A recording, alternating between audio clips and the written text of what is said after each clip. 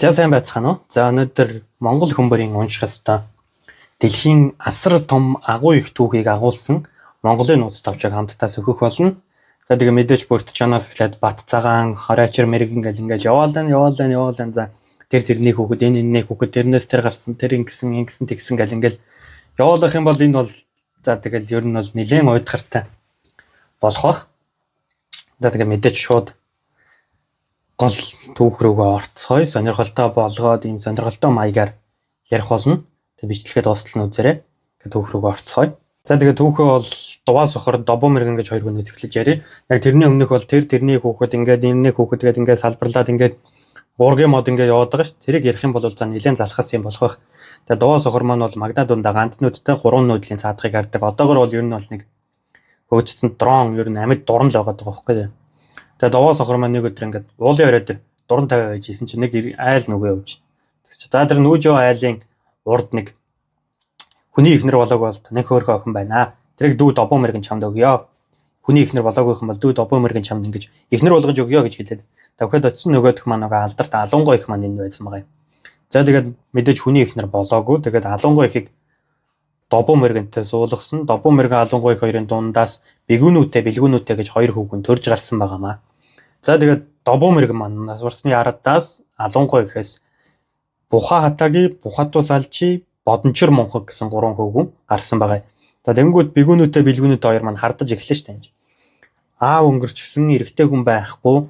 Ээж яг хаанаас ширэмтлээд нэ гэхэд яг гэрт нэг тийм малиг баяуудын нэг юм зарц байсан байгаа байхгүй. Эрэгтэй. Энэ зарцаас өөр хүн байх юмсгүй. Угсаа энэс өөр эрэгтэй хүн гэрт байхгүй. Энэний хүүхдэл байж таараа гэж ярингууд ээж нөгөөдг нь мэдээд за таарын хардах ч юм бол түмэн зөвөө. Шөнө болгон өрхөөр шар цагаан шар хүн орж ирээд миний хэвлийг илэхэд миний хэвлийд хүүхэд бүрүүлддэг. Тэгээ гарахтаа шар нохоо мэд шарвалзаад гардаг гэж хэлсэн байгаа байхгүй юу. Тэгэхээр чи одоо зүгээр ингээд яг одоо үедээ төсөөлөд үзэхэд нэг тийм шүн зүгээр тооноор гэрэл орж ирээд Эснэрний зурсаар ихэмэгэн орж ирээд харваа хийсэн нь. нэг иймэрхүү юм байгаад байгаа байхгүй яг.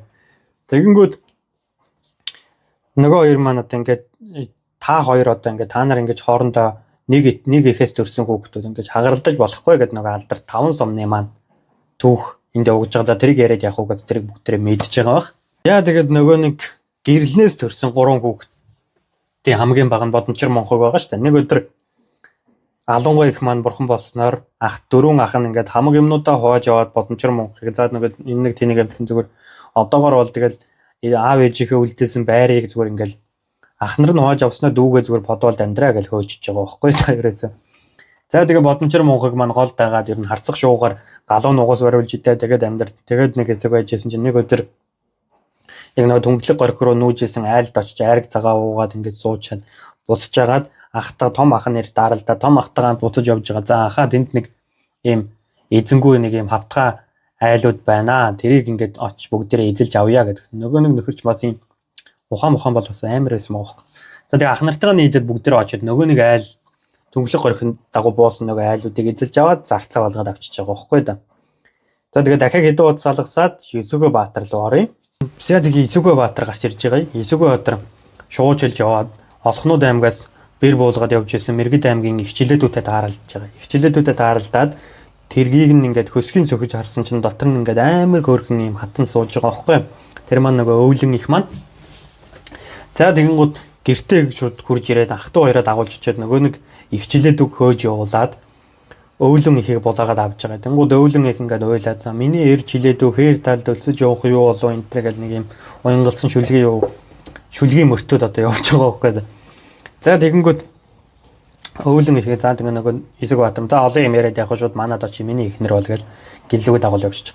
Тэгээ гэртээ очиод ихнэрээ болгоод хорим найраа хийгээд ингээ байжсэн чинь нэг өдөр ингээд Тэмүүжин яг Чингис хаан гэнэ. Есүгөө Баатар маань яг татарын Тэмүүжин үгээ гэдэг хүнтэй тулалдаад тэр хүнийг яг олдлоод ирсэн байж байгаа үед нь Чингис хаан маань мэндэлж байгаа байхгүй юу.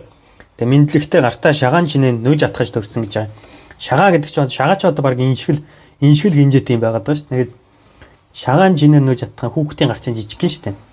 Тэгэхээр тэр жижигхэн гар нь тийм том юм атгаж төрж ийн гэдэг чинь тэгээд ер нь өнөөгөр бол зүгээр Maaруулын Баатар мэндэлж байгаатай ямар ч ялгаа байхгүй байхгүй.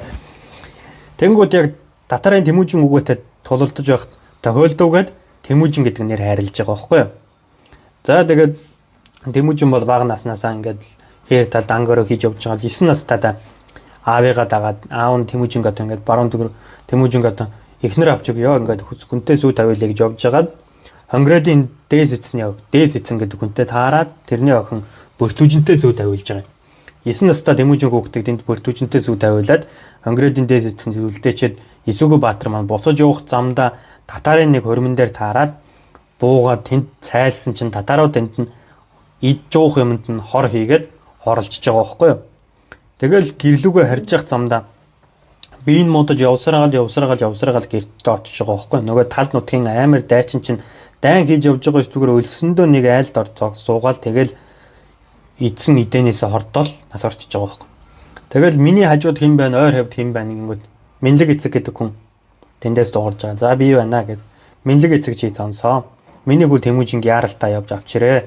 Гэт миний бие муу байна гэд хэлээл Эсүгөө Баатар маань нас орж байгаа. За Минлэг эцэг бол Тэмүүжинг авч явахаар Хонгород аймаг руу очдог. За тэгээд угаасаа 9 настайдаа аавыгаа алдаад нөгөө нэг их эзэнт гүрнийг байгуулах асар том үйл явдал, асар их гашуудал, асар их одоо цэргийн дайн одоо бүх юм энэ цагаас яг ингээд эхэлж байгаамаа. За тэгээд энэ яг үргэлжлэл дараагийн Чингис хааны Идэрнаас хэрхэн өнгөрсөн бэ гэдэг талаар яг дараагийн бичлэгэн дээр ярих болно. Бичлэг таалагдсан бол лайка дарахаа битээ мартаарай. Subscribe дарж хонхоо идэвхжүүлээрэй. Дараагийн бичлэгээр уулзцгаая. Баяртай.